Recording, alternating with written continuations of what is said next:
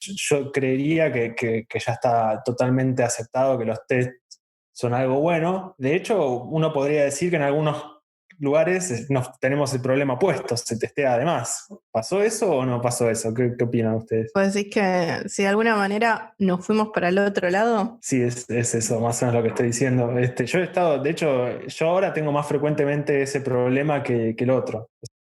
Me ha pasado encontrarme, por ejemplo, con softwares que son muy difíciles de cambiar, no tanto porque el software en sí sea difícil de cambiar, sino porque los tests son difíciles de cambiar y tienen esa característica, ¿no? Algo que yo me acuerdo que había leído, que no sé si lo dijo, no sé quién lo dijo, pero alguien decía que los tests osifican, entre comillas, tu software. Eso significa que lo hacen más robusto, pero al mismo tiempo también le ponen cierta resistencia al cambio, dependiendo obviamente de los tests que hayas escrito, ¿no?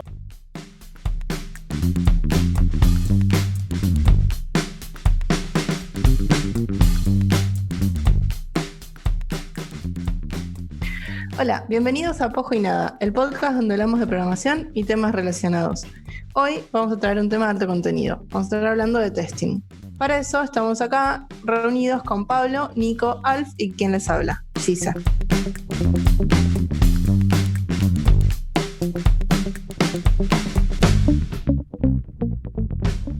Quizás está bueno empezar preguntándonos qué es un test, ¿no? Bueno, hay dos cosas. Por un lado, tenemos como una definición general y después tenemos una definición que está bien asociada al tema de sistemas o al tema de programación. Si hablamos test en el contexto de la programación, en general casi siempre estamos hablando de testear un software en particular. ¿Y qué significa testear un software en particular? Bueno, es básicamente probar que funcione como tiene que funcionar. Hay muchas maneras de hacer eso, pero la más básica de todas es con un test manual, ¿no? Sí, igual a mí me gustaría hacer un disclaimer, ¿no? Si bien como que todo son tests, a mí lo que más me interesa hablar son los tests automatizados. No porque no sean importantes los tests manuales, ¿no? Sino porque me parece que lo que más nos interesa como desarrolladores es automatizar ese proceso. Independientemente de que, de hecho, yo, por ejemplo, hoy estoy haciendo más test manuales de lo que creo que debería, pero nada, como que quizás es donde viene nuestro campo de acción más importante. Sí, haciendo un poco la tarea, yo también había estado leyendo libros más viejos de testing y suponían que el testing se hacía a mano, que había alguien que iba a probar el programa y vos tenías que aprenderte cierta teoría para probarlo. Y me sorprendió, a pesar de encontrarlos, viejos, con el foco quizás no tan puesto en testeo automático, que había muchas de las cosas sobre las que hablaban, sobre los casos de bordes, sobre pensar bien cuáles son todas las cosas que tenés que atacar a la hora de testear, que eran válidas para tener las mismas discusiones sobre testeo automático. Pero que es gracioso porque convengamos que el testeo automático es algo que mal no es una alternativa en otras disciplinas, ¿no? Necesariamente tiene que ser un testeo. No me imagino a un ingeniero civil saltando en el puente de desarrollo para ver si se cae. Sí, funciona. Entonces es como que el test automático es la manera de encarar, o bueno, automático, qué sé yo, por demostración o por un mecanismo de prueba más formal. Tienen que trabajar sobre cosas más seguras. Nosotros somos los únicos que realmente podemos decir, subí la producción y vemos. No, bueno, hay muchos casos en los que sucede eso también. Y hay formas de testear la resistencia de los edificios, Se me ocurre una. Bueno, las famosas pruebas a escala, los modelos, o sea, hay otras disciplinas que lo hacen. Bueno, pero eso es un test. Eso es justamente una simulación, ¿no? Sí, es cierto. Sí. Nosotros nunca encaramos los test por simulación, o muy rara vez encaramos los test por simulación. Luego hicimos este otro sitio más chiquito y vamos a empezar a hacerle request a ver qué pasa. Hay un caso en particular, pero nos estamos adelantando de tema, pero yo tengo para comentar test de simulación. Respecto de la definición de más de testeo, volviendo, vos, Pablo, habías dicho algo como que los tests son para ver que mi programa funciona. Tipo, hay un libro de Myers. El chabón lo que decía era que había que ayudaba al proceso de testeo si vos te lo imaginabas como en realidad es el proceso de ejecutar el programa para encontrar errores. O cuando vos haces un test unitario, tu idea es probar para encontrar un error. Es como una forma medio sádica de ver a tu programa. Es como, tipo, lo que vos querés es lastimarlo. Tiene sentido, básicamente, más allá de justamente probar que solamente las condiciones ideales funcione, uno le gustaría buscar cuáles son los puntos débiles y bueno, también plantearse las distintas hipótesis. Tengo mi programa que en condiciones ideales funciona, pero ¿qué pasa cuando tengo varios pedidos al mismo tiempo, ¿no? Esa es una pregunta que hubiera agarrado muchísimos problemas a mí yo de la juventud.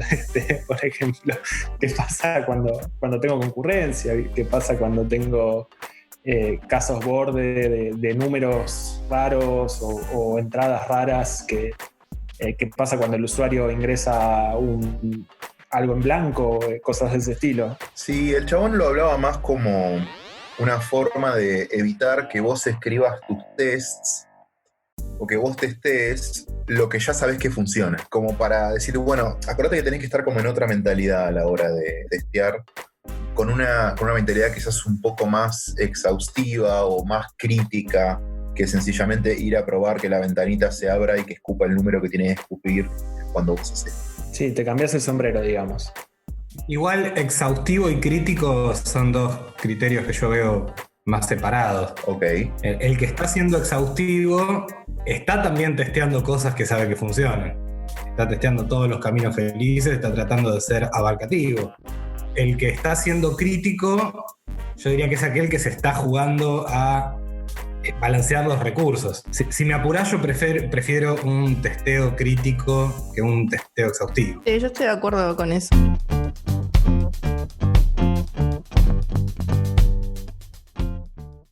Estaría bueno pensar qué es lo que pasaba antes, ¿no? Cómo era siempre asumimos que los tests se veían de la misma forma, ¿no? Y yo para eso lo que estuve leyendo bastante el blog de Martin Fowler, que tiene todo un apartado de testing, que es muy bueno. Y hay una partecita que me resultó muy interesante. Martin Fowler es uno de los que acuñó testeo unitario, Extreme Programming, Ken Beck, etc. Estaba muy, muy en esa era y acuñó muchísimos términos. Y una de las cosas que decía él creció en la era de la cascada, donde justamente el testing lo veías como una actividad separada de la programación. Primero hacías toda la programación completa, después venía incluso otro grupo de personas y llevaba a cabo las tareas de testing. Y que por suerte, en especial mucho de la movida de Extreme Programming, cambió el rol del testing en sí mismo y ahora pasa a ser más parte del desarrollo. Es gracioso porque Fowler es un poco el Galileo del testeo. El tipo lo prende en fuego por cualquier boludez, le recriminan cualquier estupidez y él fue el que se paró ahí adelante. Y esto es lo que les digo, la Tierra gira alrededor del Sol. Bueno, es gracioso cuando dicen que muchas personas le dicen que lo que él dice no es un testeo unitario, y él un poco dice, bueno, mira, yo inventé el término, así que yo creo que puedo decir lo que es testeo unitario, ¿no? Pero bueno, tiene todo un blog diciendo, bueno, voy a separar los conceptos de test sociales, de test menos sociales y qué sé yo. Me encanta el remate de, mirá, lo inventé yo, es el terminador de cualquier discusión, supongo. Pero es cierto que el concepto pudo haber evolucionado desde que se planteó. Lo que hoy llamamos un testeo unitario podría no necesariamente coincidir con la idea original. Digo, haber inventado el término no necesariamente implica haberlo perfeccionado, pero por otro lado, estás discutiendo a Fowler lo que es un test unitario. Entonces, siento el impulso de no estar de tu lado de la discusión en este momento. Bueno, pero también respondiendo un poquito la pregunta de qué se hacía antes, y en un principio, si te vas a una disciplina un poco más académica, cómo ver que un programa anda, es una cosa que se llama verificación formal, que es básicamente se sientan con lápiz y papel y tratan de fijarse que todas las precondiciones y postcondiciones del código tengan una relación matemática entre sí, analizando cada una de las sentencias del programa, analizando cómo modifican eso a los invariantes, que son las cosas que nunca deberían cambiar para asegurarte que tu programa llegue a donde tenés que estar, y un montón de verificaciones más del orden quizás matemático, justamente por eso es formal, que son viejísimas, que tienen ya más de medio siglo, y que no se adaptan tanto a lo que es el desarrollo de software actual. Imagínate que si las prácticas de hace 20 años no se adaptaban, ahora es un poco más difícil lograr hacer verificación formal sobre los programas de hoy. Sí, pero justamente para mí la verificación formal o el análisis de un algoritmo o de no sé, el análisis de invariantes sobre la teoría de lo que debería ser el programa está en otra categoría, no es un testeo el programa, es el producto final. Es decir, vos podés testear todo lo que vos quieras en papel, pero después tipeás mal, pusiste un 0 de más y se te fue toda la mierda y el programa no anda. O ni siquiera hiciste todo perfecto, pero el compilador tenía un detalle o pasó algo en el proceso de buildeo y el resultado final no funca. Y entonces... Sí, o un rayo cósmico te cambia un bit. O sea, me parece interesante. Siento que nosotros en la industria hacemos en muchos sentidos menos de ese trabajo del que deberíamos hacer. Tipo, tratamos de manejar todo a base de, bueno, le ponemos un test. Tipo, tratamos de sustituir el tipado del lenguaje con testeo. Tratamos de reemplazar el análisis previo con testeo. Pero no todo se puede cubrir con test unitario. El testeo del producto final es una cosa importante en sí misma, porque más allá de la idea que vos tenías, lo que quedó fue esta mierda. Entonces tenemos que aprender a vivir con el producto final y tenemos que sacarlo a la cancha. O sea, pensé en plataformas onda, ahora mismo no quiero poner ningún ejemplo concreto, pero un sistema desarrollado con integración continua. Imagínate tratar de hacer demostraciones matemáticas antes de cada pull request. Te morís. O sea, no hay manera de sostener eso en el volumen que la industria luego te exige. No, yo les voy a decir algo muy pelómico. O sea, me resulta muy interesante toda esa teoría de demostraciones matemáticas, todo lo demás, pero me parece completa y totalmente súper impracticable. O sea, va por la onda de que vos estás en perfecto control de absolutamente todo lo que pasa y de golpe te lleva a afirmaciones muy fuertes, como de golpe tener que decir... Vos tenés que saber todo lo que le pasa a tu programa en cualquier momento. Luego, entonces, ni siquiera tenés que debuguear. No necesitas debuguear. Como, señor, ¿usted integró alguna vez un ORM con una vista y hacer que este bit yo lo mueva de aquella máquina que está hosteada en el Cairo hasta el celular de aquella persona que está en un avión? No se puede. Sí, ese tipo de análisis matemáticos creo que parten de la base de que uno puede definir perfectamente las entradas de un programa y definir también perfectamente los cambios de estado y las salidas de un programa. Lo que termina pasando es que en ciertos casos es tan complejo eso que uno podría decir que es imposible. O sea, yo no quiero decir que es imposible directamente, pero muy probablemente sea mucho más trabajoso que directamente escribir una serie de programas que hagan unas pruebas más o menos razonables de tu software en lugar de...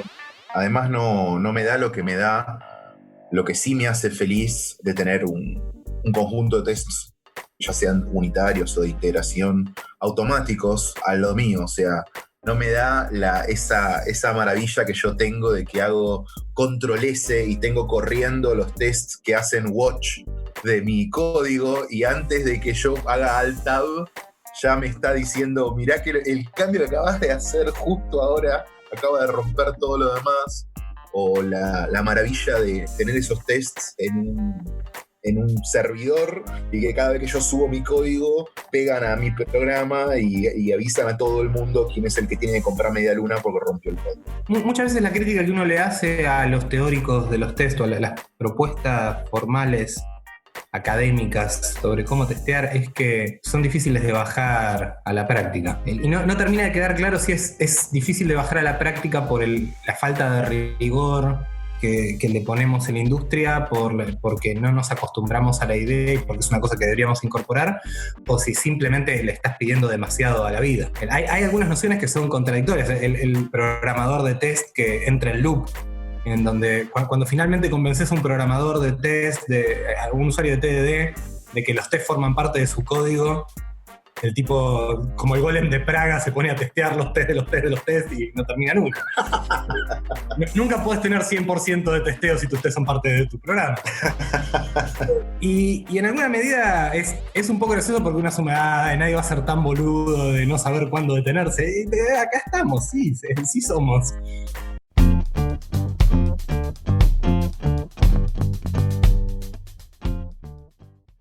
Cosas en el medio, ¿no? Hablamos de test unitarios, que básicamente lo que uno quiere hacer es testear como un comportamiento. Y ahí voy a volver a recurrir a Martin, que él divide los test unitarios en dos: los test solitarios y los test sociables, donde los test solitarios son los test que testean solamente una pieza, un fragmento de código. Por ejemplo, yo hago objetos. Si vos tenés una colaboración entre dos objetos, lo que te sugiere la corriente de hacer test solitarios es que vos tenés tu objeto general y el resto lo moqueás. Entonces vos solo estás testeando ese objeto. Y eso es toda una corriente que él dice que no la comparte y es realmente muy político, como decía antes. A mí eso me parece una tremenda boludez.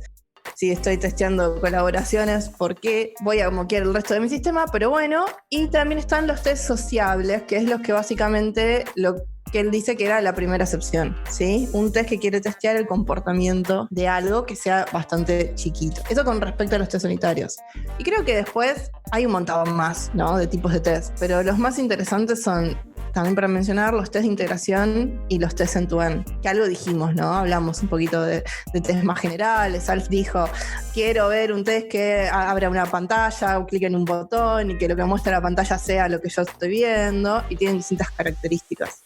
Sí, yo justo respecto de los test de integración tengo como un prurito. Es como que los necesito, los quiero, pero cada vez que voy a correr los tests y veo que se toman el 90% del tiempo que toma correr los tests, yo me pongo a preguntarme si realmente los quiero, pero sí los quiero. En particular en el laburo estamos teniendo unos tests que levantan y moquean la API y le pegan a la API como si estuviera levantada de verdad. Y esos tests tardan infinito, son todos asincrónicos, son como un problema, pero me dan una seguridad como muy extra sobre que no solo yo estoy probando cada una con los test unitarios, pequeños pedacitos que yo hice, sino primero me dan la seguridad, como decía, de que todo el flujo de principio hasta final está funcionando. Y obviamente no puedo moquear nada en un test de integración, o puedo moquear poquitas cosas de costado, porque no es la idea es que pase por todo el flujo, por todas las partes del sistema. Y por otro lado, hay cosas que yo no puedo terminar de testear del todo con test unitarios. Y el test de integración me cubre un par de agujeritos que para cubrirlos con test unitario debería laburar como mucho más. Es simpático pensar que en algún momento, volviendo a la cascada y a los procesos tradicionales en donde primero estaba el desarrollo y luego el testeo de integración era lo único que había, el end-to-end, si querés.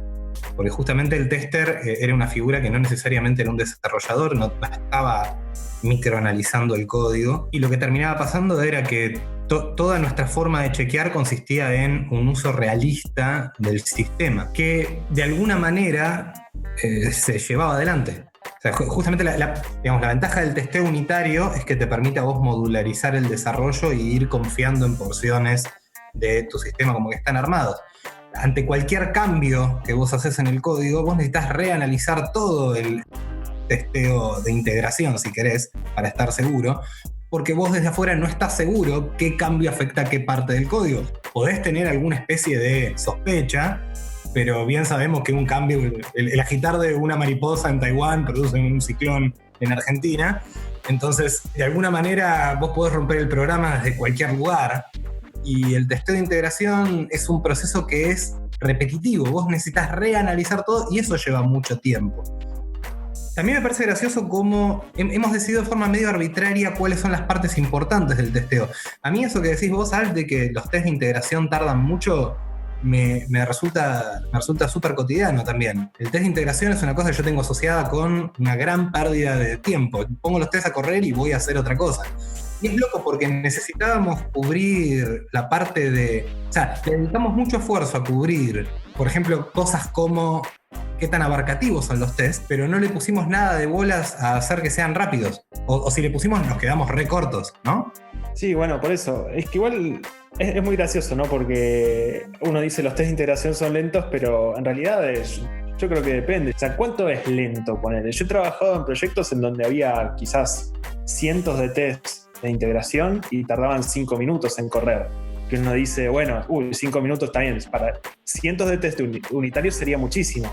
Pero con la cobertura y la seguridad que te dan unos test de integración es algo que tranquilamente podés hacer, ponele antes de comitear o algo por el estilo, ni hablar de ponerlo en integración continua. Entonces, un poquito también, yo creo que es como dice Nico, nos dimos por vencido con los test de integración acerca de, bueno, son lentos, lo decidimos nosotros medio arbitrariamente. A mí en particular, yo de hecho prefiero tener test de integración a tener test unitario. Lo dijo. Sí, pero sí. Los test unitarios yo creo que tienen una utilidad limitada porque voy a decir algo polémico y es que para mí a veces escribir test unitarios se siente como escribir lo mismo 2 veces. Estás como diciéndole a la computadora de nuevo esto es lo que yo quiero que haga y le decís de nuevo. Sí, o sea, más adelante igual supongo que vamos a hablar un poquito más de este tema. Seguro vamos a tomarnos un tiempo para rantear sobre esto porque si no me va a salir un tumor. Sí, perdón. Pero bueno, eso.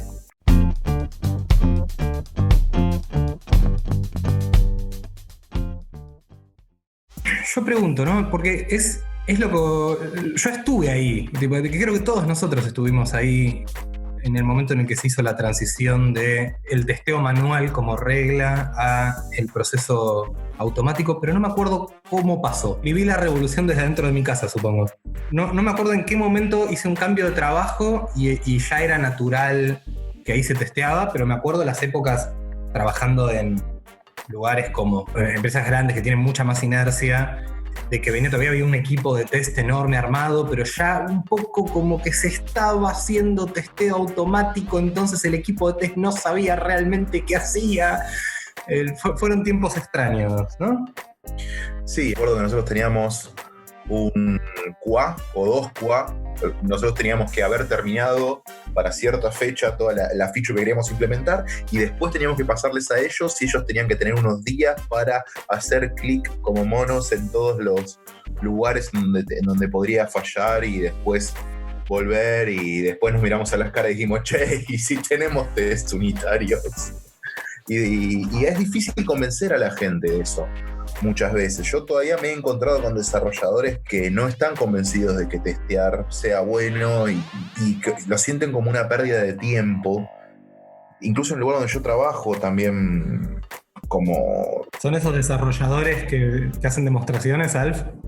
No. En realidad dos empresas con las que me topé que desarrollaban así como 2 meses y se iban. Dejaban todo hecho un verdadero desastre. No creían en las ventajas de gastarle tiempo al test. Esa es una pelea que me cuesta mucho dar y que la forma de darla para mí fue meter al equipo 2 personas que sí lo creían, que me ayudaron a meter a esa gente, a esos poquitos que no entendían para qué o por qué o cómo, y de esa forma de a poquito se pudo ir integrándolos al equipo y pueden ir entendiendo las ventajas de que me da. Sí, yo ahora escuchándole un poquito a Alf me siento una afortunada, ¿no? Porque para mí fue más parecido a lo de Nico que a lo que cuenta Alf. O sea, a mí me parece que al principio, en mis primeros trabajos, había y esto con test, entonces va a salir más caro. O los tiempos apretados, no hagamos test. Y en cambio ahora yo siento que es todo lo contrario, es como, esto es súper urgente y súper importante, luego entonces sin test no puede salir, porque si no vas a romper todo el sistema. Y para mí tiene que ver... Amo esa lógica, la amo, te juro. Sí. Para mí tiene que ver también porque con una revolución de cómo entregamos el software. Yo antes entregaba el software y tardaba mucho en llegar a producción. Hoy pusheo y entrego apenas pusheo y luego entonces si rompí algo en regresión necesito que esté automatizado para no hacer sufrir al usuario. Entonces como que esto es un must. Ahí no sé, Pablo, vos cómo fue tu experiencia. Sí, en mi caso en particular yo creo que la transición la viví más en la facultad que en el trabajo. Yo cuando entré al mercado laboral ya estaba mucho más aceptado. Es cierto que en algunos lugares, incluso Alf comenta lugares que todavía es una excepción, pero en la mayoría de los lugares, para cuando yo empecé a trabajar, ya estaba aceptado que hacer test automático era algo que pagaba. Yo creo que en particular algo que ayudó mucho fue el tema de justamente las herramientas que fueron apareciendo. Bueno, y cómo esas herramientas lo hicieron mucho más fácil, digamos. Caso particular de JUnit, yo me acuerdo que cuando me lo mostraron en la facultad fue una cosa que a mí me abrió los ojos. Mira, es bastante fácil esto de agarrar y escribir una herramienta. Mira qué bonito, me muestra algo en verde cuando todo pasa. Esto es adictivo, mira cómo sube ese número de test y mira todas estas cosas que dicen que mi test anda, o sea... Siempre compramos las boludeces, ¿no? Sí, siempre la manera de entrarnos es con bolita de colores. Posta que sí, pero para mí yo creo que realmente hay algo gamificado, si se quiere, o digamos, hay algo parecido a un juego en el hecho de tener cada vez más y más test. Yo te recuerdo a vos, Nico, estando muy orgulloso por... ¿alguna vez vieron esta cantidad de test dando verde cuando mostrabas los test de Voodoo, creo que era? O no me acuerdo cuál tu herramienta... No me acuerdo si de Voodoo o de Voodoo de Wolog, a lo mejor. Sí, tener... Hay algo en tener 10.000 test que te hace sentir un gran hombre. O sea, ¿es eso una camioneta o una larga cabellera? Sí, está. Pero bueno, lo loco es que fue una transición que yo creo que se fue dando muy naturalmente, porque también es como cuando aparece algo que es realmente útil. De repente las personas que oponen resistencia se quedan atrás. Ese es el tema. Y hoy en día yo creería que ya está totalmente aceptado que los test son algo bueno. De hecho, uno podría decir que en algunos lugares tenemos el problema opuesto, se testea además. ¿Pasó eso o no pasó eso? ¿Qué opinan ustedes? Pues decís que si de alguna manera nos fuimos para el otro lado. Sí, es eso, más o menos lo que estoy diciendo. Yo he estado, de hecho, yo ahora tengo más frecuentemente ese problema que el otro. Me ha pasado encontrarme, por ejemplo, con softwares que son muy difíciles de cambiar, no tanto porque el software en sí sea difícil de cambiar, sino porque los tests son difíciles de cambiar y tienen esa característica, ¿no? Algo que yo me acuerdo que había leído, que no sé si lo dijo, no sé quién lo dijo, pero alguien decía que los tests osifican, entre comillas, tu software. Eso significa que lo hacen más robusto, pero al mismo tiempo también le ponen cierta resistencia al cambio, dependiendo obviamente de los tests que hayas escrito, ¿no? Pero si necesitas cambiar cierta funcionalidad y esa funcionalidad estaba testeada, vas a tener que cambiar no solo la funcionalidad, sino también los tests. Hay una implicancia ahí. Una cosa que yo veo bastante seguido, por ejemplo en desarrollo de lenguajes y capaz en una construcción de framework, es que las mismas prácticas de testeo que funcionan para ciertas, digamos, plataformas o para ciertos productos finales, no son igual de buenas para todos los desarrollos. Es muy difícil, siempre que se pasa por uno de estos procesos de canonización, de agarrar y santificar una herramienta, y decir, bueno, ahora todos tenemos que pasar a usar esto porque esto es bueno, siempre hay alguno que entiende mal el mensaje o que se fanatiza y no sabe cuándo detenerse, pero no entendió por qué se estaba haciendo. Entonces pasa con cosas como que vos estás empezando a explorar una tecnología y ya viene uno y te manda 5 tests de entrada. Hice esto con un desarrollo primero basado en tester, y al día de mañana, como no estábamos seguros de qué estábamos haciendo, como estábamos explorando, queremos cambiar la interfaz y ahora hay que cambiar también 10.000 tests. Por eso pasa en desarrollo de lenguajes, esto pasa bastante, estás haciendo un compilador. Es decir, el compilador necesita un montón de testeos, es vital tener un parser bien testeado. Pero el día de mañana vos cambiás de opinión sobre cómo querés representar el árbol del lenguaje y esos 10.000 tests son un ancla. O sea, tenés que ir, porque hasta que no cambiás esos tests no podés realmente hacer el cambio que vos querías hacer. Entonces cada cambio empieza a ser súper pesado y empieza a arrastrar un montón de consecuencias. Es súper importante testear, pero también el orden en el que uno lo hace, la aproximación que uno tiene, qué tan fácil es después de actualizar los tests. Son cosas que a lo mejor no quedan claras en ese mensaje de testear es bueno, testear es importante.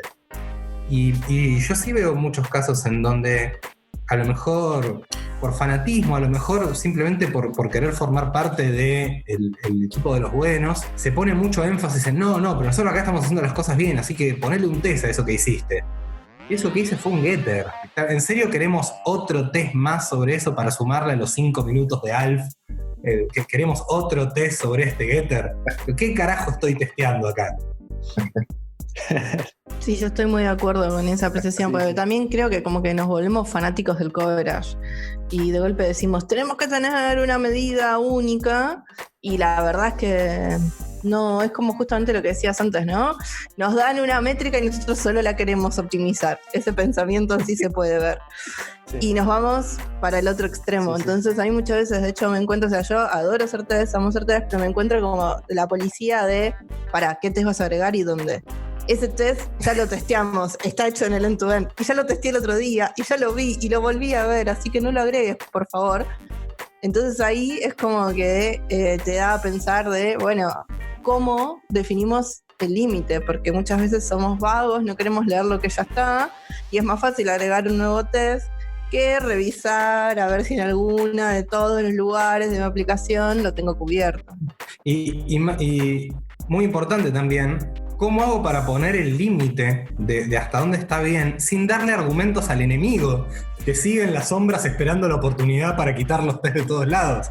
Es como que necesariamente tenemos que estar siempre en dos bandos, no podemos encontrar un balance, no podemos decir esto está bien hacerlo hasta acá y en algún grado vamos a estar en falta pero después lo vamos compensando, no, siempre es todo testea 100% de coverage o hay que tirar los test a la mierda y volver a la edad de piedra.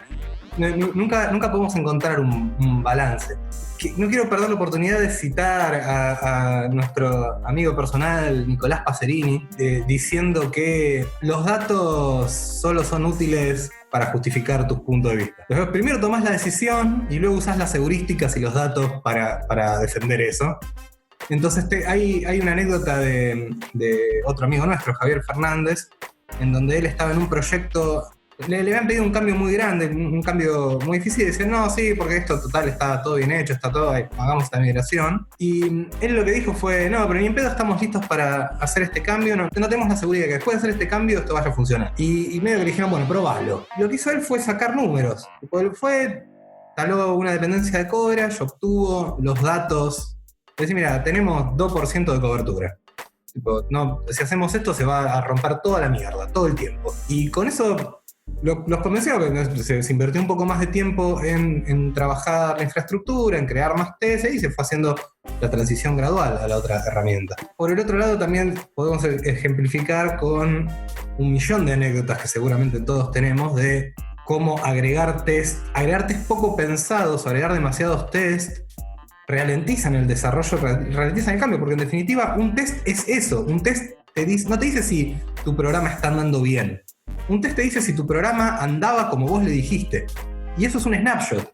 Entonces, en el momento en el que el dominio cambia, el test es un ancla. Es importante ir moviendo el ancla de a puchitos, pero si en el momento en el que tenés mucha infraestructura apuntada a un momento dado de la línea de tiempo del desarrollo, después cada paso que querés dar es más difícil.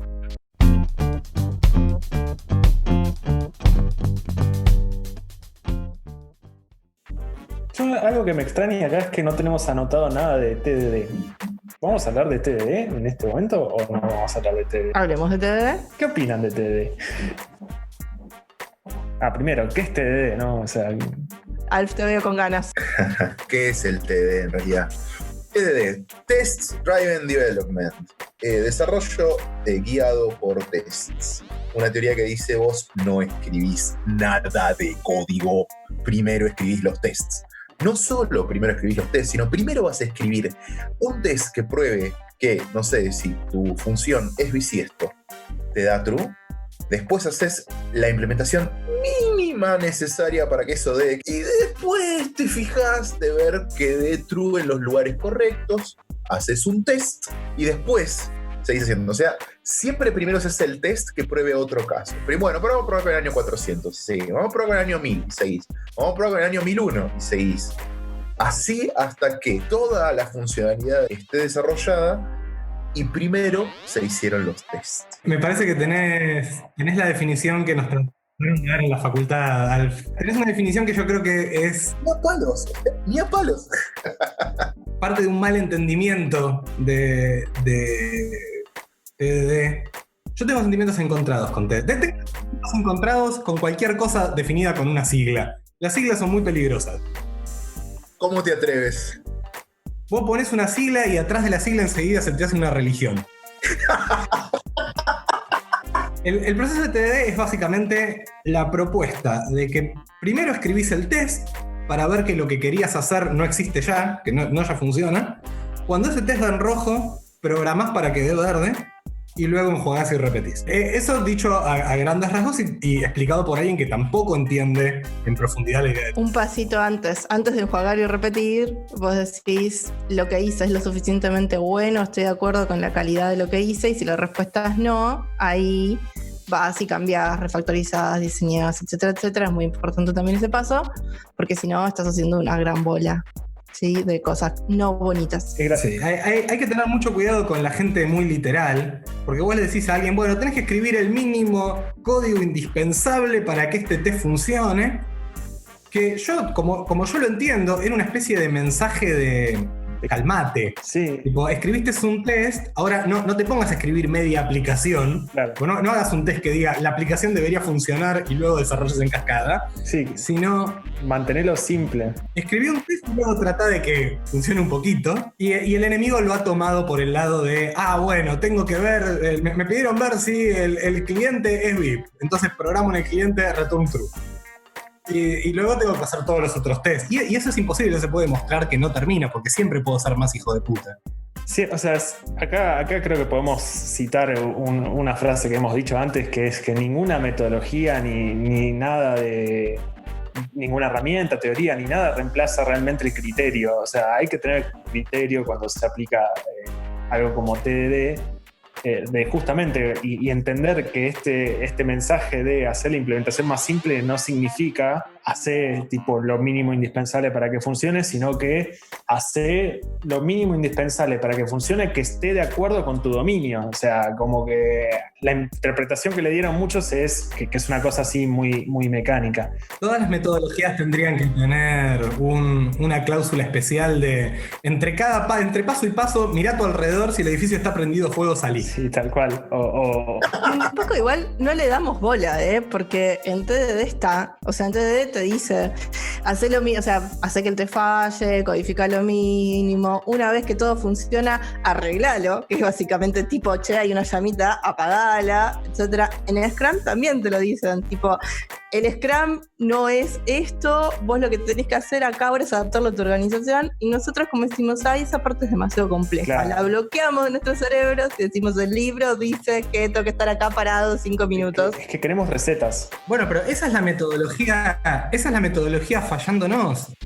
Alf no necesitaba que le aclaren que sea razonable. Alf ya es razonable. Yo necesitaba la metodología para el boludo que quería seguir una lista de pasos. Claro, sí. Entonces, el mayor problema que yo tengo con TDD no es realmente con TDD. Yo todo el tiempo uso TDD en un montón de cosas. Desarrollo el test primero, luego me fijo que la aplicación está funcionando como yo quería, agrego tal vez algún test extra porque me di cuenta algo en el código. La idea de meter test antes de desarrollar fue clave popularizar esa noción para poder popularizar los tests, para decirles, mira, realmente se puede hacer, es tan fácil testear que podés hacerlo antes de hacer el código, eso fue clave. Pero en algún punto también tenés que poder cortarlo. Necesitas poder cuestionar si este es el momento adecuado para hacer un test.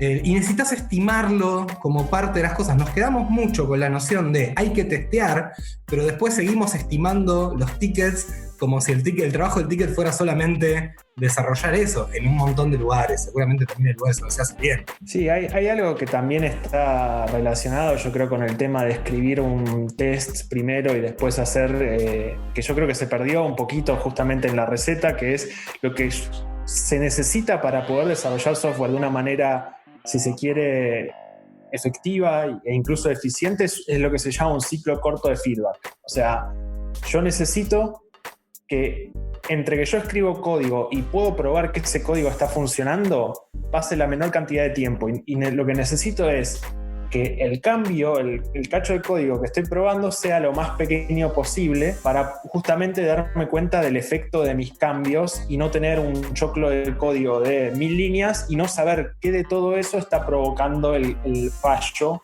que estoy haciendo. Y yo creo que TDD va más para ese lado, o apuntaba más para ese lado que hacia muchas otras cosas que la gente interpretó que apuntaba. O sea, La idea de TDD es justamente tener un ciclo continuo incluso de feedback de que te dé la certeza de que tu programa funciona.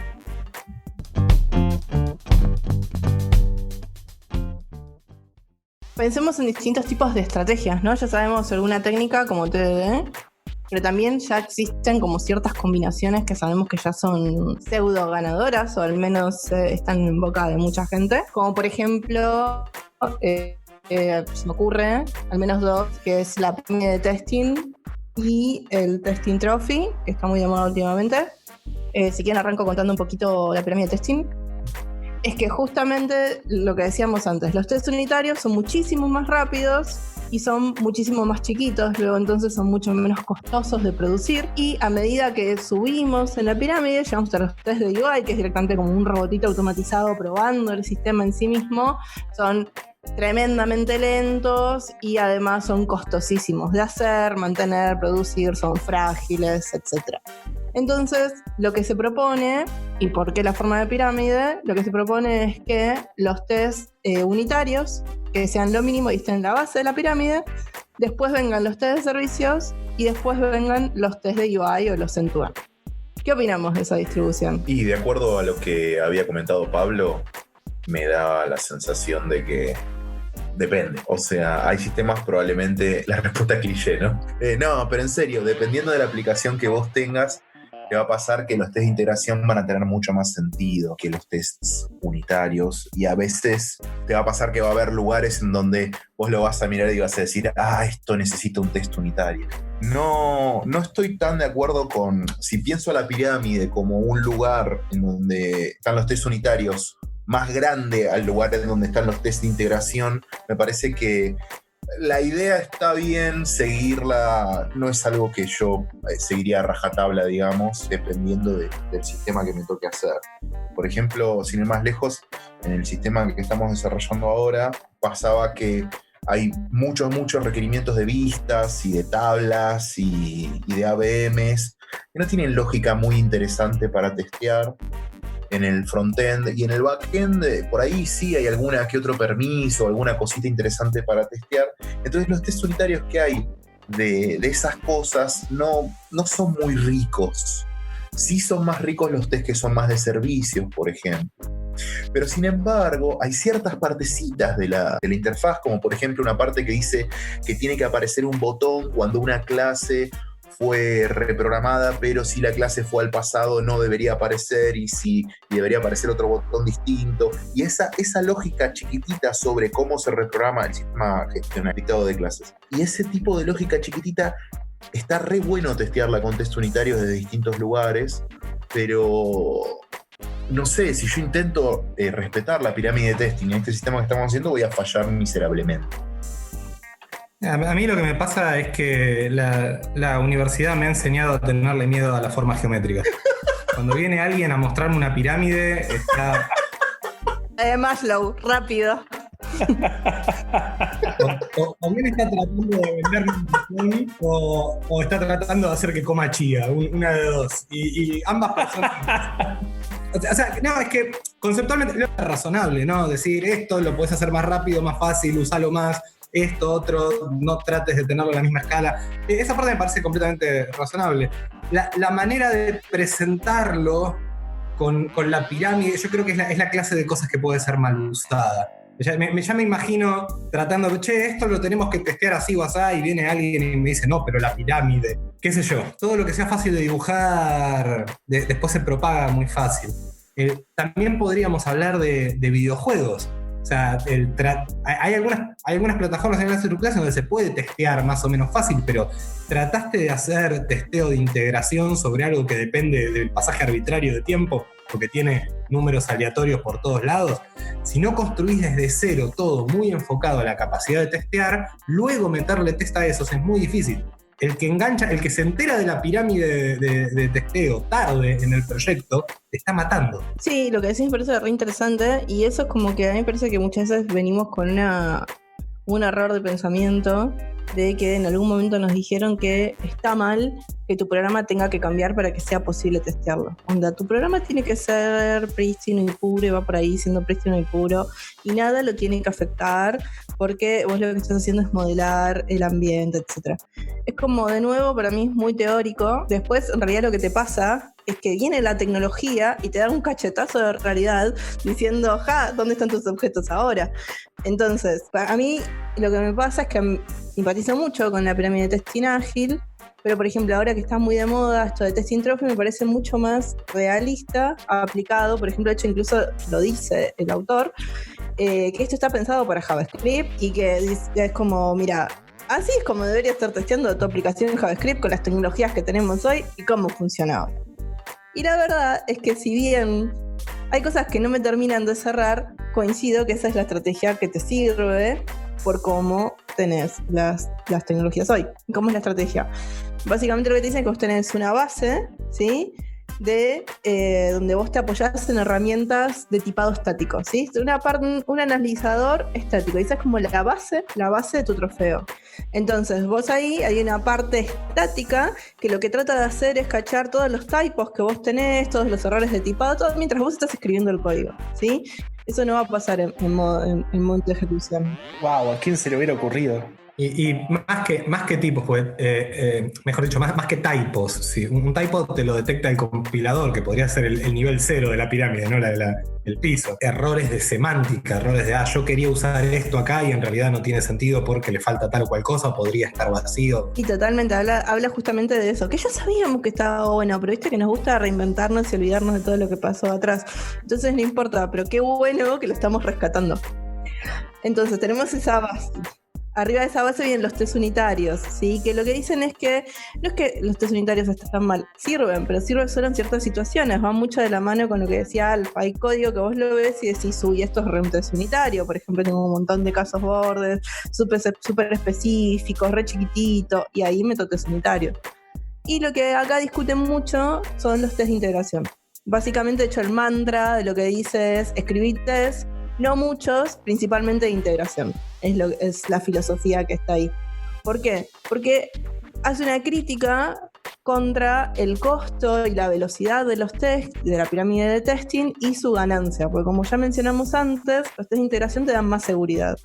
Y estaba todo bien en tener menos, siempre y cuando era cierto que los costos de correrlos eran elevados y los tiempos de generarlos también eran altos. Claro. Pero hoy muchas veces con las herramientas, en especial que nos da JavaScript y toda su familia, ¿no? TypeScript, Python, todo lo que se basa en esa tecnología, hacen que hoy sea bastante sencillo de realizarlos. Entonces, como te da mayor seguridad, lo que te dicen es, ahí es donde vos tenés que tener mayor cantidad, porque hoy te dan mucho más en beneficios. Y después habla en la base los test end-to-end, diciendo, bueno, ahí ya menos cantidad porque todavía sí siguen siendo lentos, ¿no? Es un trofeo, una copa.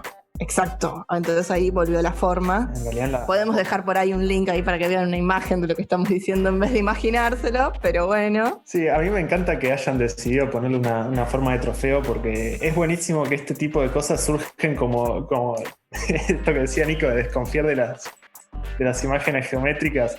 Para combatir una imagen geométrica necesitas sí o sí otra imagen geométrica, no hay otra manera. O un revólver. Por eso tuvieron que hacer un trofeo. O sea, por eso tuvieron que decidir, bueno, a esto le damos. Y es muy gracioso porque si uno ve la forma, por ejemplo, para mí parece más una bomba que un trofeo, pero si le ponían bomba... La bomba del testing. Nadie hubiese querido darle la bomba del testing, nadie le hubiera querido aplicar. No, bueno, hablando más en serio. No sé, tenemos una base que se llama Mongo, qué sé yo. Es cierto. Pero igual. Tenemos una base que se llama Cassandra, que es justamente una mujer que estaba maldita y nadie le creía. Sí. No, nunca había pensado eso. Ella veía el futuro, sabía todo lo que iba a pasar, pero nadie le creía. Que es buenísimo. No tiene nada que ver con nada de lo que estábamos diciendo, pero me encanta mencionarlo en cada oportunidad que tengo. Dato curioso. Estás en una fiesta. con eso vas a la fiesta, ¿no, Nico? Sí.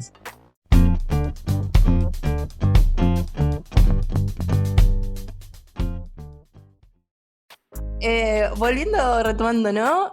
pasamos por arriba justamente un tema que me resulta súper interesante, que es, hablamos mucho de testear, pero ¿cómo testeamos cuando tenés que testear algo que está por fuera de una web sencilla? Por ejemplo, un juego, por ejemplo, Pablo habló un poco de concurrencia, integraciones complicadas, ¿no? ¿Se puede testear ahí? ¿Vale la pena? ¿Qué se hace? En mi experiencia se puede testear, pero tenés que encararlo como un proyecto aparte, por decirlo de una manera. O sea, una de las cosas que hablamos en su momento es de cómo las herramientas como JUnit o herramientas de testing en general nos han permitido justamente apropiarnos de y hacer general, digamos, el testeo automatizado, porque justamente lo hacen fácil. Ahora, cuando te salís de los dominios comunes, pasa que testear deja de, o sea, las herramientas esas que usamos habitualmente dejan de ser tan útiles. Entonces te empezás a tener que construir tus propias herramientas. Un ejemplo es el caso de los juegos, ¿no? Se puede mencionar un ejemplo de la historia reciente en los juegos, que es el caso de No Man's Sky. Además de ser un juego que, digamos, que muchas personas lo esperaron muy anticipadamente y fue medio una decepción, pero después fue bueno y qué sé yo. Uno de los problemas que tenía era que se generaba un universo a partir de digamos, de variables aleatorias y muchas cosas, ¿no? Entonces era literalmente imposible para las personas, para los desarrolladores de ese juego, poder probar que todos los mundos funcionen bien. Entonces lo que hicieron fue programar unos bots que lo que hacían era entrar al juego y con algunas heurísticas encontrar problemas. Por ejemplo, encontrar cosas con forma de pito, literalmente hacían eso, encontrar crashes, digamos, o sea, cuando les cayera el juego, encontrar, no sé, combinaciones de contraste que sean heavies y cosas por el estilo. Y lo que hicieron fue, o sea, tienen una máquina o varias máquinas en realidad que lo que hacen es correr constantemente esos bots y que van explorando todo el universo. Y nunca lo van a terminar, digamos, de explorar, porque es prácticamente infinito, o sea, es generado proceduralmente, pero pueden detectar muchos problemas que de otra manera no se habrían encontrado. Ahora, para hacer todo eso, obviamente no usaron JUnit.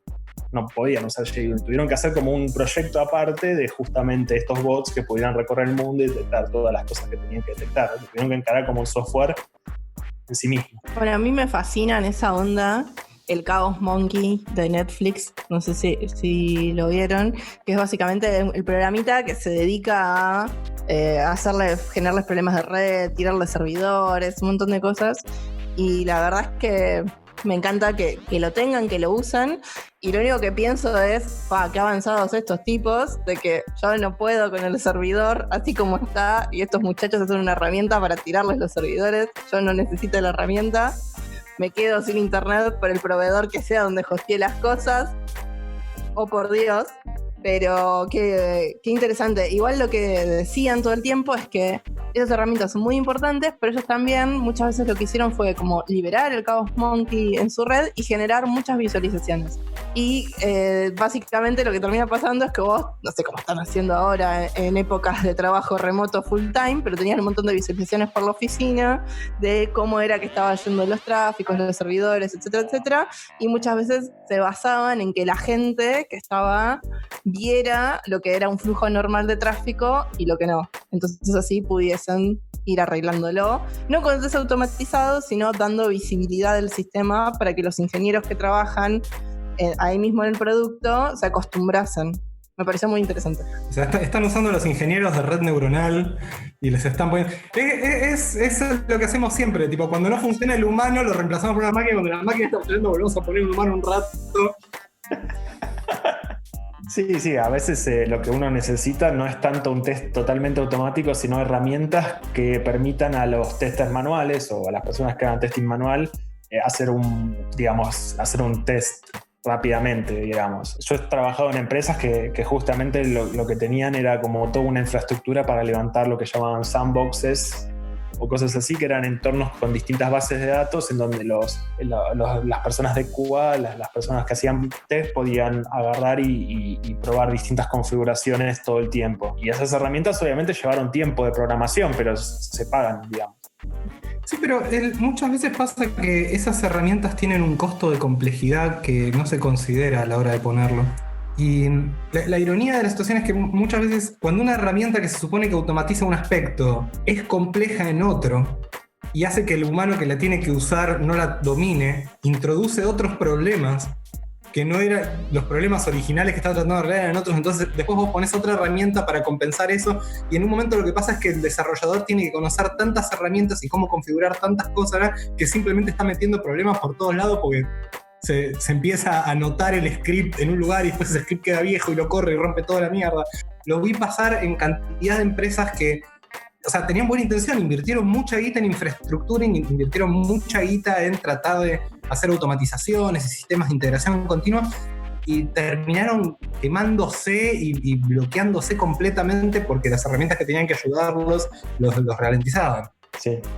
En esta empresa en particular, algo que pasaba era que cada tanto pasaba que se caían estas herramientas y se paralizaba la empresa, literalmente, porque tantas cosas dependían de estas herramientas que no se podía avanzar, y de repente, no sé, justamente no se consideraban sistemas tan críticos porque eran sistemas internos, o bien se consideraban críticos pero no tan críticos como que se le cayera algo a un cliente, y de repente te pasaba que una vez cada 2-3 meses se te paralizaba la empresa por 4 o 5 horas por algún error en estas herramientas de infraestructura. O sea, es un costo.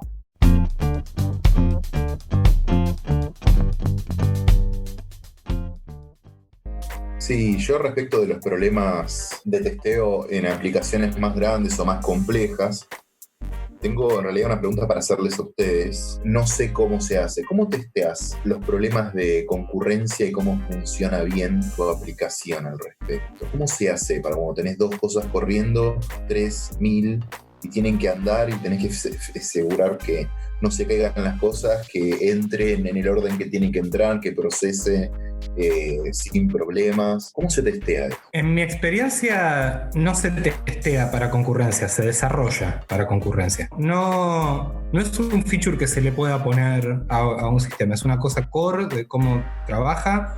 Vos estás haciendo un servicio que estás esperando que realmente se banque una capacidad de carga o escalar de golpe en determinados temas, o no evitar condición de carrera con un recurso, de estilo.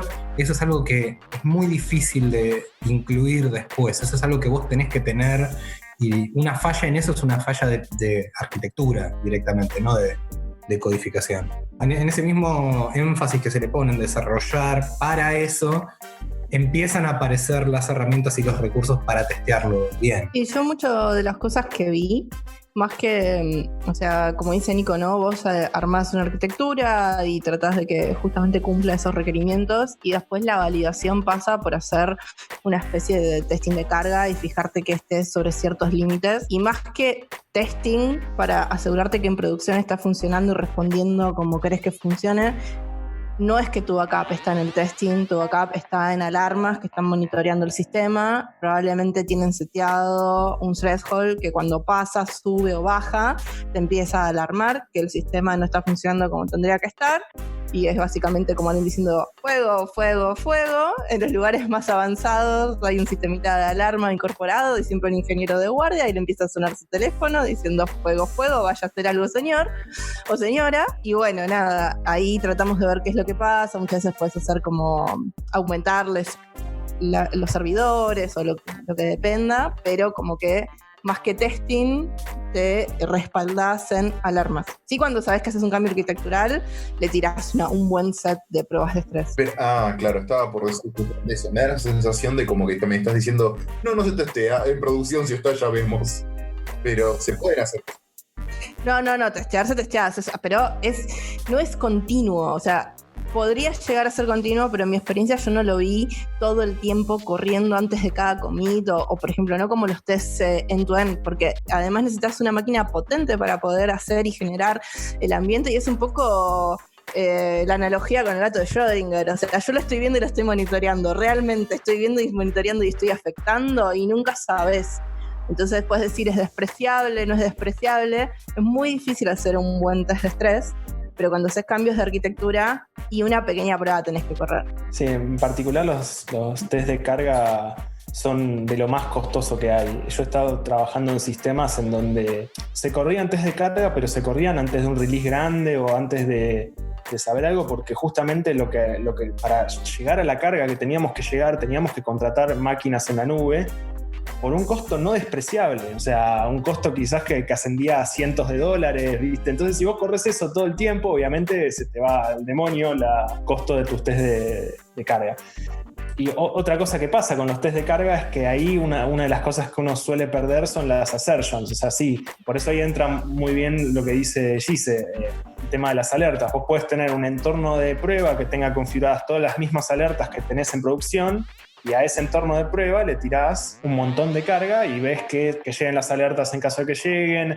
Otra cosa que puedes tener es algún testeo de consistencia en los datos, por ejemplo, de asegurarse de que... Yo he trabajado en una empresa en donde había un proceso de conciliación que se podía correr a mano, que te aseguraba que todas las compras que tengan cierto estado tengan un pago y ese pago exista en la plataforma de pagos. Entonces, como que lo que hacíamos habitualmente era, bueno, le tirábamos carga y después hacíamos un proceso de conciliación para ver que esté todo lo mejor posible. Y eso es lo que nos permitió detectar muchos problemas o sea, nos permitió dos cosas. Por un lado, testear el tema de la performance y cuál era el límite del sistema que habíamos hecho, y también nos permitió detectar muchos problemas de concurrencia. Tengo que reconocer que los vimos primero en producción y después los pudimos reproducir en desarrollo, pero bueno, porque justamente está... ¡Ajá! Bueno, ya está la frase, ¿no? Es como, está mucha gente, tiene un gran ambiente de testing y otros le decimos producción. Tal cual. Sí, no, tengo que reconocer que antes de que exista este ambiente de testing, primero estuvo producción. Y bueno, cuando pasó que tuvimos problemas en producción y tuvimos que arreglar data a mano por problemas de concurrencia y cosas por el estilo, eso disparó, bueno, hagamos esto porque nos vamos a morir. Y básicamente eso. Bueno, yo trabajé en un lugar en donde la política oficial no era que se testeaba en producción, pero no hay QAs y no hay un ambiente de desarrollo, todo es delivery automático. O sea, haces un commit a master, eso automáticamente se deploya a producción. Y medio que la filosofía tácita que había en ese lugar era que shit happens, entonces cada vez que vos haces un feature, lo pones atrás de un A/B test, que básicamente lo que hace es tu código solamente se muestra para un porcentaje de la gente que vos podés manipular. Entonces releaseás un feature nuevo y primero lo pones en un bajo porcentaje, entonces si alguien te ve, el usuario va a detectar el error, lo vas a detectar tarde obviamente, pero va a ser un grupo reducido de los miles de millones de usuarios que tenés todo el tiempo. Y obviamente no era un gran plan, pero es una cosa interesante decir, bueno, ya que igual la vamos a cagar en algún momento, caguémosla de a poco. Vos vas subiendo 10, 20, 30, 40%, 100%, y cuando estás contento con el resultado, lo haces. Incluso eso es una manera de testear aspectos que no necesariamente son fallas de código. Uno puede tener, qué sé yo, tu sitio es una plataforma de ventas, y como ustedes sabrán, la mayoría de las plataformas de ventas se sacan todos sus cambios de vamos a poner esto acá, vamos a mover esta sección a esta otra, del culo. Porque no hay ninguna manera de demostrar que realmente convertir tu carrito de compras en 2 botones que están en 2 lugares diferentes hace que la gente compre más. Entonces lo que se puede hacer es, bueno, voy a dividir mi grupo de usuarios en 2, un grupo de control y otro grupo que es un grupo de testeo activo, y voy a uno cambiarle la infraestructura de la página y luego voy a malinterpretar todos los datos que saque de eso. Como decíamos antes, sirve para justificar cualquier cosa que quieras justificar, dependiendo cómo quieras armar tu gráfico. Siempre hay un gráfico que sale a tu rescate. Absolutamente. Claro, el gráfico que te favorezca. Bueno, entonces... Eso es A/B testing, ¿no? Es una interpretación bastante tendenciosa para explicar el A/B testing, pero sí. Estoy con Nico. Otra cosa que está ahí al lado del A/B testing es los reportes de error. El famoso enviar reporte de error crashó Windows, enviar reporte de error. Y bueno, sí, si todo falla, podés tener a tus usuarios como testers. Está bien. De hecho, estamos pensando en hacer algo parecido en donde estamos trabajando ahora, porque tenemos algunos problemas que son muy difíciles de debuguear, que aparecieron en producción y que no los podemos reproducir. Entonces lo que decimos es, bueno, ya fue. metamos una herramienta que le permita al usuario enviar un reporte de error con el estado interno del programa al momento que se produjo el bug. Y no te queda otra, o sea, es una paja, pero realmente no. ¿Qué es lo que a veces hacen los sistemas operativos? O sea, no es que es una idea tirada de los pelos. A veces hay demasiada combinación de datos, hay muchos escenarios que no se pueden generar, entonces vamos a mostrar qué hacer. A mí me causa gracia que en muchas oportunidades se hace una gran inversión en una infraestructura para obtener datos, pero se hace muy poco esfuerzo en interpretarlos. Entonces vos podés tener las mejores herramientas de medición del mundo, que después te llegan estos números. En un trabajo tenían unos gráficos hermosos, después de deployar te generaba un chart en donde vos veías la cantidad de errores de uno y otro, y un gráfico de todo. No tenía puta idea de qué significaba cada uno o qué valores eran razonables. No había ningún tipo entendido en estadística o en matemática revisándolos. Entonces básicamente lo que estabas comprando era un mensaje de error muy, muy caro. ¿Y cómo arreglamos esto? Ni puta idea, no sé, revirtamos el pull request, la mejor opción que tenemos. Interpretar los datos es tanto más valioso que obtenerlos.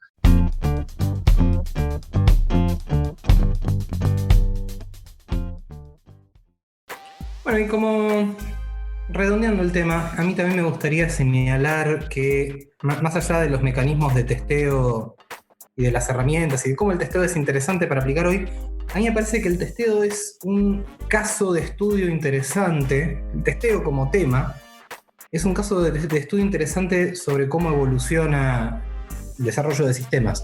Pasamos de algo que era puramente manual, que era básicamente tener un puñado de gente siendo usuaria. Pasamos por una crisis en donde nos dimos cuenta de que ese mecanismo no funcionaba.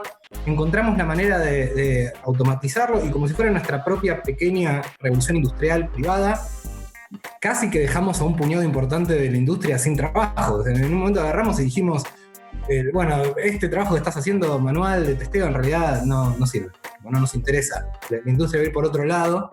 Fíjate de aprender esta nueva tecnología, fíjate de aprender a automatizar test, o fíjate de aprender a desarrollar, o fíjate de aprender a ser analista, porque el rol del tester está en extinción. Y luego lo que fue pasando es que fue abriendo diferentes áreas que también son interesantes. El rol de esa persona a la que vos le mostrás, ingeniero, al que vos le mostrás los gráficos que está dando la herramienta, no es tan distinta del rol inicial del tipo que miraba. Sin embargo, ahora ese tipo tiene otro trabajo, está dedicado a algo diferente. Y a medida en la que encontremos la manera de automatizar y de mejorar los procesos en sistemas, bien podría pasarnos a todos. El mecanismo por el cual se automatiza el testeo no es tan lejano o tan inimaginable a un mecanismo en el cual se automatiza el desarrollo. Cada vez hay más herramientas más inteligentes y de más capos, y eso también tiene que hacerte pensar que tal vez no era nuestro rol escribir test. Tal vez nuestro rol haciendo testeo unitario y desarrollando test y toda la pelota fue un momento de transición en la historia del desarrollo de software en donde las herramientas esas que podían generar test automáticamente todavía no eran suficientemente buenas. A lo mejor somos los tester unitarios del presente.